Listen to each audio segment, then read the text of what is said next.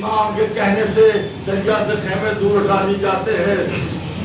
جلدی ریت پر خیمے برپا کیے جاتے ہیں، 7 دن سے پانی بند ہوتا ہے، 1 شب کی مہلت ملتی ہے، صبح عاشور نمودار ہوئی، تیاریاں تھیں اور مسافروں کے لشکر میں زبردست تیاریاں کہ پیاس سہیں، زخم کھائیں، بیویاں اسیر ہو جائیں، مگر ظلم کفر مٹا کے چھوڑیں، ظلم یزیدی فنا کر کے دم لیں، بنی امیہ کا دور مٹا کر رہیں، کافی دنیا کو جگا کر سوئیں۔ صبح جنگ کا آغاز ہوا، پہلے انصار حسین کام آئے، پھر عزیزوں کی باری آئی، جب اہل محمد کی لاشیں آ گئے، قاسم کا لاشا پامال ہو گیا، جناب عباس بے چین ہو رہے ہیں، امام حسین کے پاس آتے ہیں، آقا مجھے اب تو اجازت دے دیجئے، آقا میرے گود کے پالے ہوئے فرمان چڑھائے ہوئے بچے قتل کر دیے گئے، اور عباس کھڑا ہوا دیکھ رہا ہے کہ اب آپ نے مجھے اسی دن کے لیے مانگا تھا کہ میرے بابا نے اسی دن کے لیے کہا تھا کہ پالنے والے مجھے ایک بیٹا دے دے جو حسین کی مدد کر سکے،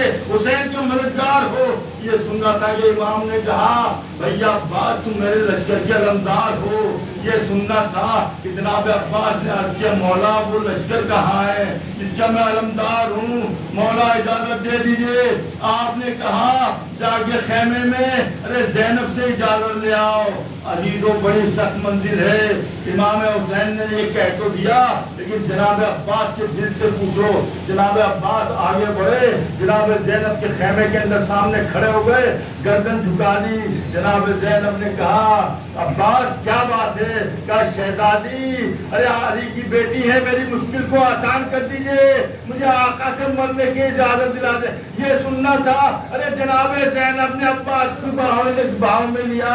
اے عباس اسی دن کے لیے بابا نے کہا تھا زینب ارے کوفے میں تیرے بازو میں رسن باندھی جائے گی، میں کہتی تھی جس کا بھائی عباس جیسا شیر ہو کس کی مجال ہے کہ اس کے سر سے چادر چھین سکے، اس کے بازو میں رسن باندھ سکے، لیکن بھیا عباس اب تم جا رہے ہو،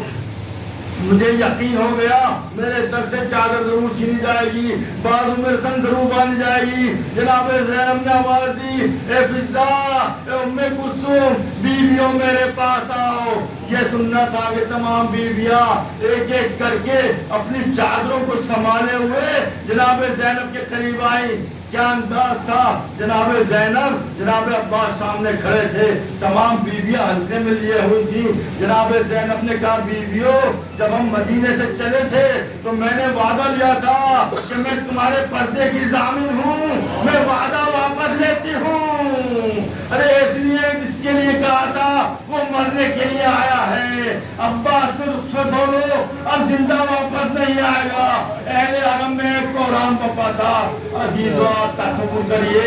ارے کوئی پردیس میں پورا گھر جا رہا ہو، ایک ایک کر کے شہید ہو گیا ہو، اور جس کے بھروسے لوگ آئے ہوں وہی مرنے کے لیے جائے تو کیا بیت رہی ہوگی لوگوں پر۔ جناب زینب نے جب کہا تمام بیویاں بے چین ہو گئی، زار و قطار گریہ کرنے لگی۔ جناب سکینہ کی نظر پڑی، ارے بیویاں گریہ کیوں کر رہی ہیں، ارے قریب آ کے دیکھا جناب عباس سامنے کھڑے ہوئے، جناب سکینہ طرف گئی، اے چچا